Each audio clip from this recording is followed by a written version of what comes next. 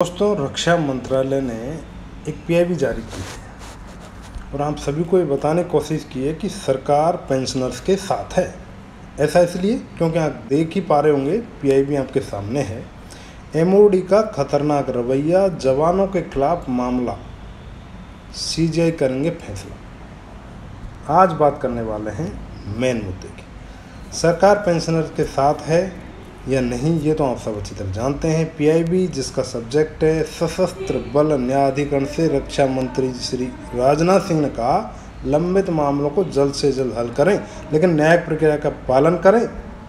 सरकार सभी को न्याय उपलब्ध कराने के लिए पूरी तरह प्रतिबद्ध है। 30 जून 2023 तक 57,500 मामलों में से 76% का निपटारा एएफटी द्वारा किया गया है। ऐसा इसलिए क्योंकि 2024 में इलेक्शन है माय डियर फ्रेंड्स, आप सबको पता है।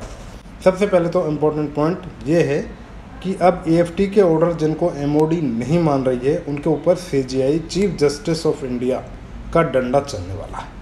आज इस वीडियो में आप जानेंगे 4 पॉइंट्स के बारे में। पहला, पीड़ित जवानों के मामले।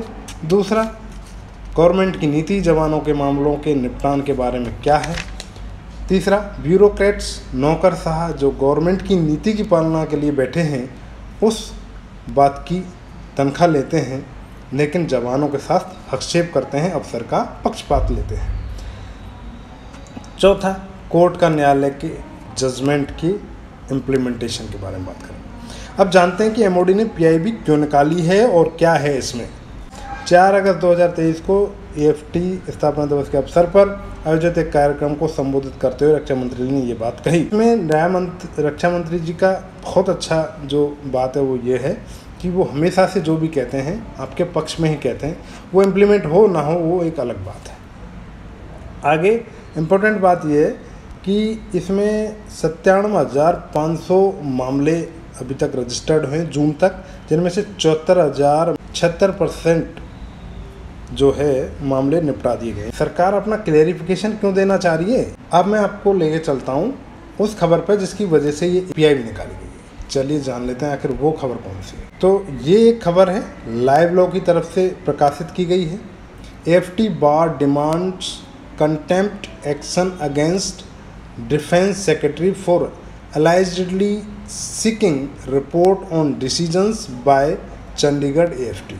4 अगस्त को प्रकाशित की गई है। यहाँ डिफेंस सेक्रेटरी ने एएफटी से एक रिपोर्ट मांगी है कि आप जो भी फैसला देते हैं इन द कंसर्न टू जवान की पे, pension, disability element and validate medical board out का जजमेंट हो, या जवान जिन्हें ट्रेनिंग से या 15 साल से पहले निकाल दिया गया है और उनका केस एएफटी चंडीगढ़ में चला है, उनके क्या जजमेंट हैं, उनकी रिपोर्ट, यानी कि फौजी भाषा में रिपोर्ट एंड रिटर्न। ये रिपोर्ट क्यों मांगी जा रही है और क्या इसके पीछे का मोटिव है, ये आप सब जानते हैं। इसके लिए आपको हम इस न्यूज़ को दिखाना चाहेंगे। चलिए देख लेते हैं न्यूज़। ये न्यूज़ है, मैं आपको इस खबर को इन शॉर्ट बता देता हूँ। यह है कि एमओडी ने एएफटी से पे एंड पेंशन के जवानों के मामलों की एक विश्लेषणात्मक रिपोर्ट मांगी है।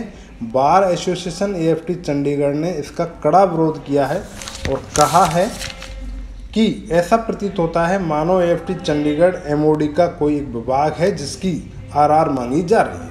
इस मामले में बार एएफटी की तरफ से एक पत्र लिखा गया है और उसमें कहा गया है कि एएफटी के अंदर जो केस आते हैं उसमें डिफेंस सेक्रेटरी प्रथम प्रतिवादी के रूप में नामांकित हैं, यानी कि डिफेंस सेक्रेटरी के निर्देश और एएफटी जजमेंट इंस्ट्रक्शंस का विश्लेषण या उनकी इनपुट मांगना ये न्यायिक प्रक्रिया के कामकाजों में डायरेक्ट हस्तक्षेप माना गया है।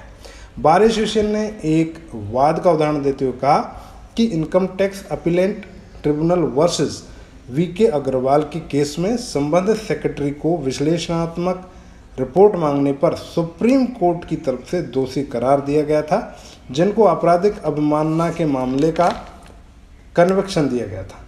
Income tax appellate tribunal versus VK Agarwal के मामले में सीजीआई साहब से अनुरोध किया गया है कि वो डिफेंस सेक्रेटरी के खिलाफ स्वतः संज्ञान लें, और डिफेंस सेक्रेटरी को क्या पता है कि डिफेंस के जवान कितना कुछ सहन करते हैं, और फिर उनके पे पेंशन में इस तरह का हस्तक्षेप करना सीधा सीधा हिसाब है कि उनकी मंशा कुछ और है।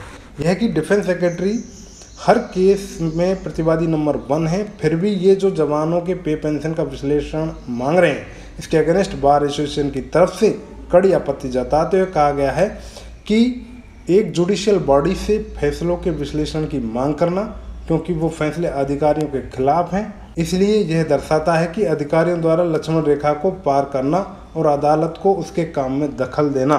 दोस्तों, लीगल कम्युनिटी या लीगल बॉडी को कभी भी हल्के में नहीं लेना चाहिए।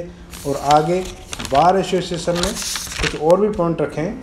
बताया कि एएफटी के फंक्शन के लिए अधिकारियों और स्टाफ की जो अपॉइंटमेंट होती है, सुचारू रूप से फंक्शन चलाने के लिए जो मॉनेटरी फंड दिया जाता है वो भी नहीं दिया जा रहा है, ना उनकी अपॉइंटमेंट की जा रही है। ऐसा इसलिए क्योंकि एएफटी के आदेश एमओडी की नीतियों के खिलाफ हैं या एमओडी की नीतियों में कमी निकाल रहे हैं। अब से पहले एएफटी या न्यायालयों में सिर्फ ऑफिसर जाते थे और उनको मनचाहा न्याय मिल जाता था। अब जवान जाने लगे हैं और अपने राइट की फाइट करने लगे हैं, जिसके जजमेंट एमओडी को सता रहे हैं। पूरा मामला यहाँ आपके सामने। एएफटी का फैसला जल्द आता है, इसलिए भी जवान एएफटी का रुख कर रहे हैं। एएफटी में 2 मेंबर होते हैं, एक जुडिशियल और एक एडमिनिस्ट्रेटिव यानी प्रशासनिक, जिनका कार्यकाल 5 साल का होता है। अब उनके कार्यकाल को भी तोड़ के 3 साल कर रखा है, जबकि कानूनी तौर पर वो 5 साल के लिए अपॉइंट होते हैं। इस पूरे मामले में डिफेंस सेक्रेटरी को न केवल अवमाननापूर्ण बल्कि अवैध, अनैतिक और संविधान के अनुच्छेद 50 का उल्लंघन यहाँ पे माना गया है और कहा गया है कि इस पूरे मामले में चीफ जस्टिस ऑफ इंडिया स्वतः संज्ञान लें और डिफेंस सेक्रेटरी के खिलाफ कड़ी से कड़ी कार्रवाई अनुमोदित करें।